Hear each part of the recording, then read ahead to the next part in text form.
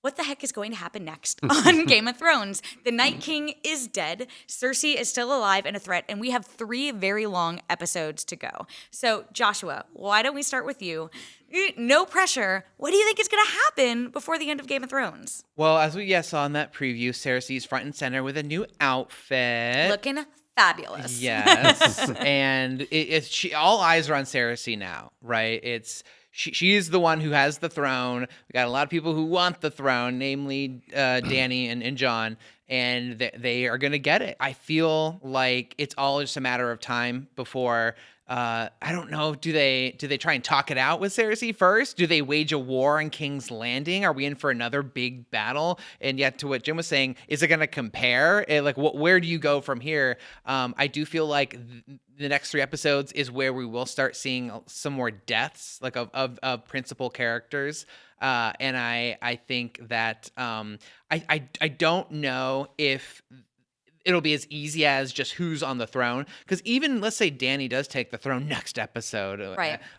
Because crazy things seem to be happening every episode now. Is that, I don't think that's the end of the story, right? Because even Game of Thrones itself takes place after Robert took the throne and then someone started a conspiracy to take it from him, right? So once she takes the throne, won't people conspire to take it from her? Well, I think that's a really good point. And we even have, this episode was largely self-contained, but there's one moment when Sansa makes a comment to Tyrion, it would never work out because you side with Dany and I side with Jon. And Missandei has kind of her catty comment where she's like, yeah, look where you'd be. We'd all be dead if Daenerys didn't show up. But I think that is setting up the seed of, there is still that continued conflict of, even if they do defeat Cersei, who sits on the Iron Throne? Is it Jon? Is it Dany? If it is Dany, the North isn't going to bow to her, even though they fought together, though it does seem in kind of the promo for next week's episode, they are kind of celebrating together. They seem to be looking at Daenerys as their queen. I think you're right. I think it's not as simple as just defeating Cersei. It's finding peace for the realm. And what does that even look like? Yeah, I will say most rebellions then segue into a civil war. So it makes you wonder, how long are these alliances going to last? Because there's several threads that are still outstanding beyond just who gets the throne. There's Sansa and Daenerys' strife. There is Bronn, Jaime, Tyrion. There is Jon and Daenerys.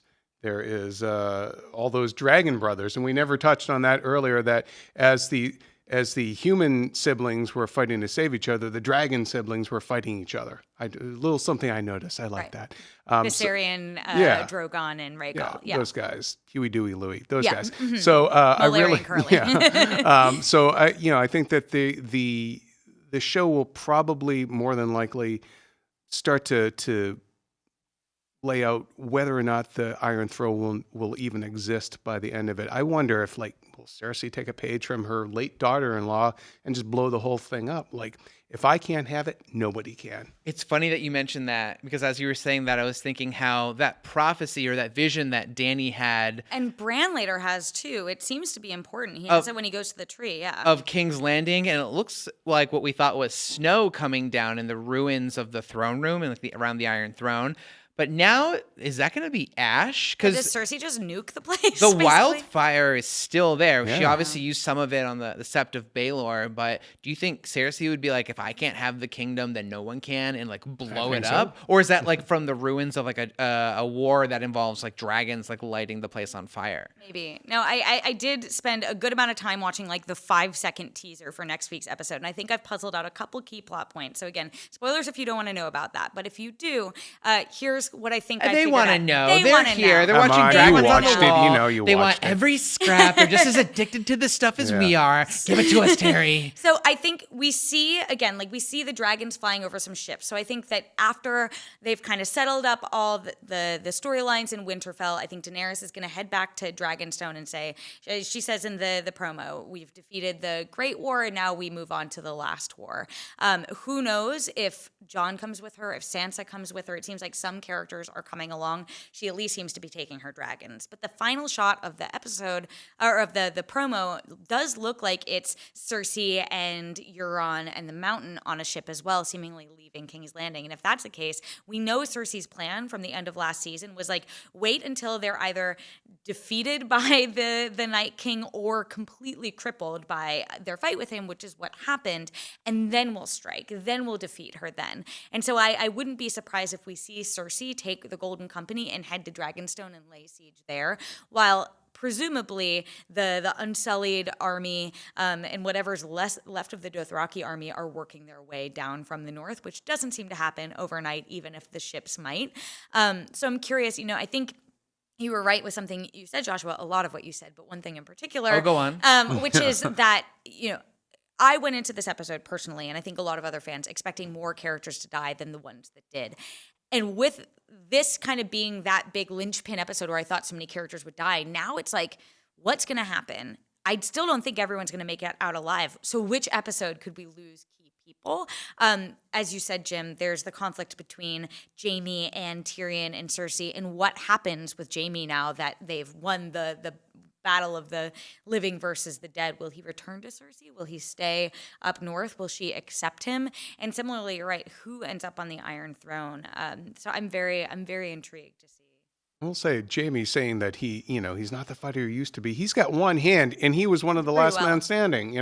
So he did pretty good. Can I say missed opportunity not to give him a dragon glass spear, hook or something? Yeah, seriously. Listen, Gendry was making a lot of weapons. He didn't even know Jaime was coming. He didn't have time to handle that. But he gave Arya her Darth Maul she weapon. Asked for it. True. To be fair. And also then, they totally banged. And she paid for it. Right. And we do see a brief moment of them making out again in the promo for next week's episode, which girl gonna get it. She just defeated the Night King. Good for her. She gets she can sleep with whoever she wants. So is she gonna end up in the throne and Gendry's her hand? I would love to see Sansa end up on the Iron Throne and Arya be her hand. Wow. Or Arya, Brienne be Warden her, of the North. and then Brienne be the King of the Knight's Guard? Yeah, or the King's Guard? The leader of the King's Guard. Yeah, all those She's words. a knight now. Yes. Yes. I actually don't think Arya wants to rule I don't or think so have either. even have any sort of fame, which is why I think she'll disappear into legend or folklore after this, because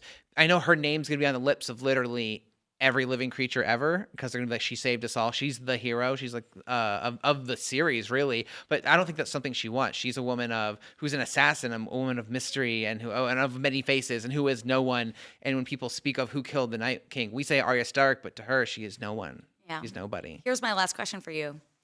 What's the point of Bran? What's Bran gonna do the next 3 episodes? What's the point of the Three-Eyed Raven, if there is any? Well, yeah, that's a very good question, because if there was ever a time for this guy to step up and show us your powers here, Professor X, tonight was the night, and he didn't really he didn't seem to deliver any hint of what the humans left behind could do, or what he could have done to defeat these guys. They could have defeated this guy without Bran. What actually did he bring to the table? Other than drawing out the Night King to the werewolf. I mean, was his whole point just to be bait? I feel like he orchestrated the Night King's downfall, even though he literally did nothing, and they never followed up on what he was doing with the Ravens. He was just watching. I don't know. But if you actually go back and look of when and where he gave Arya the cat's paw dagger, it's in the Godswood, right where she kills him. So nice. And in a way, I mean, he's here, take it, you'll need it. He's not necessarily prophetic, but he sure did a good job. Were we bummed that the whole theory that he was the Night King didn't turn out to be true? There's I was still a little time, bummed. Jim. There's still 3 more episodes. And, for every yin, there's a yang. So. Arya killed the wrong one. Yeah, she should have killed Bran, too. Well, on that note, thank you all so much for joining us for this week's episode of Dragons on the Wall. We will, of course, be back next week to break down episode 4, whatever it may be called. I got my theory right that this one was going to be called The Long Night. After that, who the heck knows? But we, of course, want to know your thoughts, so please do let us know in the comments below. We were a bit divided on this week's episode. Did you agree with us? And what do you think is going to come next? Will Bran have a point? We want to hear from you. So that's it for us this week on Dragons on the Wall. But for all things Game of Thrones, be sure to like and subscribe to IGN wherever you like to watch. And we'll see you next week.